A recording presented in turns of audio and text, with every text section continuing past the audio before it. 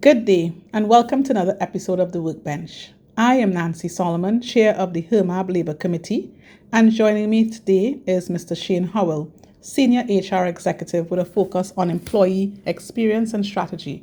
Shane, thank you for joining me today. Thanks for having me. So, Shane, the concept of employee experience, what does that term mean to you in your role, and how do you see it playing out in your day-to-day functions?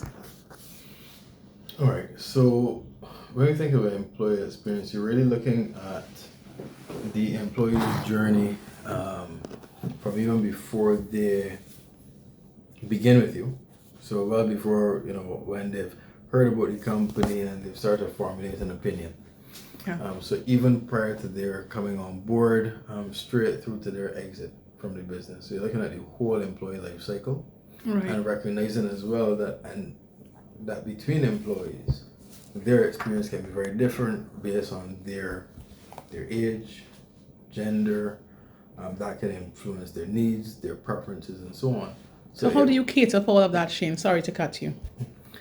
So you have to be cognizant of the fact that you need to take a diverse approach to anything that you're looking to implement. Mm-hmm. The lens that you're looking at any of your initiatives. So for Yes. many of us, when we build, we almost build kind of with one person in mind. That's and true. That person may be built on our own preferences and what we think that people might want. If you think about most things in society right now, so if you buy a laptop or if you customize your phone, and when it comes to house design, we all like personal experiences. We all want personalized experiences. When you go on Amazon, your feed is going to look very different from mine. Agreed. Your IG feed looks very different from mine. Agreed. So at the end of the day, people want personalized experiences. So when it comes to designing the employee experience, you're pretty much trying to structure your offerings that the individual feels at the center of the experience, as opposed to feeling as though they're being pushed or forced in a way that they may not necessarily appreciate. And by extension, for your employees that are working with the organization, creating enough avenues, creating enough opportunities that depending on what path I want to take or what my reality is, I feel in control of that. Okay, so as HR managing a multi-generational workforce, because you spoke about the different needs, and it's definitely playing out because, we have the baby boomers still here, we have our Gen Zs, and we have, right, so we have that variety of generations. How do we as HR be able, outside of a huge HR department, be able to cater for this same type of experience because they're coming with different requirements? You're going to have the flexibility for some persons now that need, but then you're going to have the other side who may want to be at work. They want to be there. How do an organization, really cater for all of that without burning out, without expanding the expenditure being too high? How do you deal with that? All right, so let's use a simple example, or a reasonably simple example. So many companies offer a standard set of benefits. And by standard, we talk about medical, pension. A lot of organizations, maybe smaller companies might not be able to afford it, but generally speaking, those are the benefits that many of us are familiar with. Yes. I think what companies are seeing now is that a lot of younger persons are not as inclined towards a pension plan, or they may not be as inclined towards insurance because their focus financially might be on buying a first vehicle or traveling or something else. They feel as though they want to use their money in a different way. Why can't we do things that appeal to that to use your language, essentially don't break the bank? So while you may have those benefits in place, let's say that you were to supplement that benefit by financial education. So a younger person, through the financial education that you may offer, may understand the benefit of that insurance. I might recognize I can actually use that life insurance to help buy my first home. Now that may be appealing to them. Okay. You've not necessarily done anything that requires you as HR to do a lot more. It might mean getting someone to come in and speak about some type of financial education presentation. But that's going to hit persons differently. So the message to that younger person may be a bit different from the person who already has the home, but might not be thinking about retirement, right? So I think that there are things that we can do that wouldn't necessarily break the bank, wouldn't necessarily send your budget into red, but that meets persons where they are. In addition to that, a lot more businesses in recent times have gone the route of flexible work arrangements. Yeah. You know that there's been a lot of reversal of that as well. Definitely. Since COVID. Yeah. But some businesses have retained it. Now that in itself appeals to a very wide cross section of your population, even though it may meet them in different ways. So for example, flexible working for a recent parent gives them the option to spend time with their child. Right? Yes. Whether male or female. Agreed. For female, it may also give an opportunity for recovery after the recent childbirth, and by extension, all that comes with being a new mother. Yes. Like I said, there's a benefit to fathers as well. For some person who does not have children, but they may perform better later on in the day. They're not a morning person, so their productivity doesn't take straight until a bit later. And assuming that they're not in a role that requires them to be there at a particular time, they can actually maybe stay in a little bit and then start working a little bit later in the day, more so around the time that they will hit their peak performance, and can work longer and later, which might be better for them. So from a productivity standpoint, that might be better. In Barbados, as small as we are, we know that we have a traffic situation, right? Which leaves a lot of people frustrated and with a lot of lost time. Again, flexibility in working means that the person who is coming from maybe what we will call far, we're coming from Fortescue, St. Joseph, they may have the option of either coming in very early, beating that traffic, and then leaving earlier to beat the traffic home, or conversely coming a bit later. Okay. So there are certain things that we can implement that again gives persons greater control over their schedules, gives them greater control over their lives. And when persons feel as though they have that, they may be more attracted to your company because they feel as though the company is meeting a need that they inherently have. Well said. Well said, Shane. Thank you. Okay, so we've discussed extensively the employee experience and what that will look like. Now let's touch a bit on strategy. HR's role in the strategic planning and how that would look like for a large organization or even for a small business owner. Where does that happen, and how do we ensure that HR takes the necessary steps to ensure that the organization meets its needs?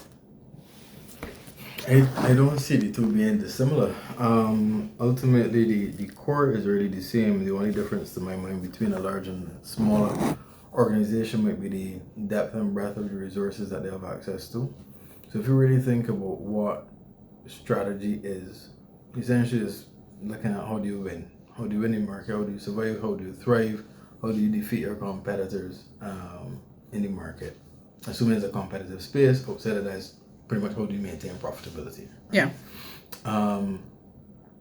Which means that the business is looking to see what do I do really well that I can essentially beat everybody else on. That is almost always going to be driven by people. So that's where HR comes in.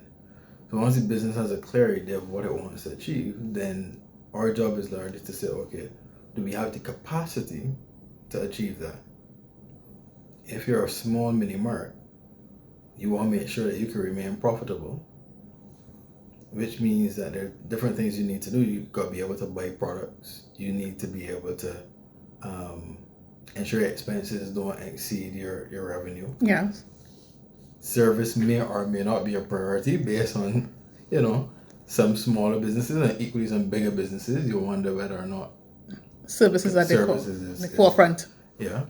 But at the end of the day, HR is helping to look at that. And then another part of it is like succession planning, which is a part of your strategy. Because when you talk about continuity, so we could be doing things really, really well now, but can we do things really, really well in 5 years or 10 years when persons leave, whether it be naturally or retire or whatever the case may be. So how do we come in and support? Well, one, understanding the business, understanding what it is that we do well, and how can we maintain that.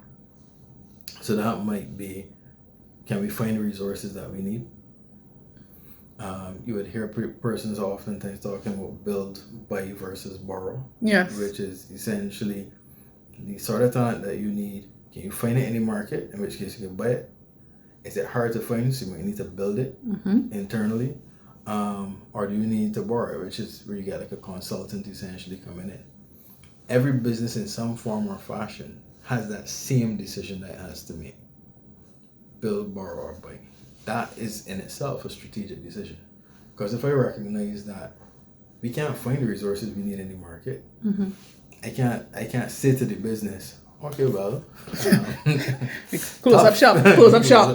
Right? So then the strategic decision there is that we have to build the talent, which means you got to put the things in place. You got to identify who are the right types of persons in the business that we need to upskill by a certain time to be able to take over the roles that we need. And then beyond that, supporting all of that is how do we keep these people engaged? How do we ensure that they don't want to leave the business? That's where the employee experience piece comes in. And the communication, but then communication is key to the strategy because I mean you can develop a strategy at your level, Shane. But if no one else knows it, then the strategy will fail. Correct. And in communicating now, which is an excellent point that you raised, you sometimes what I call need to be bilingual in that how you communicate the strategy to the CEO may not be how you communicate that same strategy at different levels in the business. Not necessarily because people might not understand, but people might not necessarily be invested in the same way. Agreed. Right? We always use the acronym, what's in it for me. So your strategy might start to it sounds different, but the core is still the same, right? But you're now kind of selling it to get the buy-in. Different audiences. Yeah. You have to send it, the message has to be slightly tweaked to suit the audience. Correct. Yeah. So ultimately, I think the core things for us when it comes to strategy, and this is really distilling it, but understanding the business, being able to help the business to be very clear on what it does well, on what it needs to do to be successful, and then figuring out how do we resource it, do we have and do we need to build a culture that supports what we're trying to do. Right. So example is we want to be able to out-design our competitor, which might be a level of creativity and innovation. But if the business is too bureaucratic to be able to do that, or just the sheer environment is so high pressure that people don't have the mental bandwidth to be creative, the culture isn't supporting what you want it to be. So we just need to be very clear in being able to communicate these things to the business, and then by extension being able to build the structures that facilitate it. Okay, understood. So that was a lot, and I think there was a lot of wise counsel and advice in what you said this afternoon, Shane. So what I want to take away, what would be some of the key points you'd want to take away and leave based on everything we've discussed so far? I think for a lot of us as HR persons, I don't want to say we stick too close to what CEOs and business leaders think is feel-good HR. I think we need to be able to communicate to them that what we're doing and how we treat the people is a business imperative. We can only do that if we show them the value by being able to connect what we do to what they're trying to achieve. Yeah. Our ability to communicate that, which is based on our ability to understand the business, that is crucial. So my takeaway, make sure you understand the business, make sure you're able to draw the linkages between what we're doing and what it is that the business wants to achieve. If you're able to do that, I think we can propel the profession and by extension the organizations forward. Thank you, Shane. And I thank all of you for joining us again on the Workbench, where we build up insights and break down workplace issues.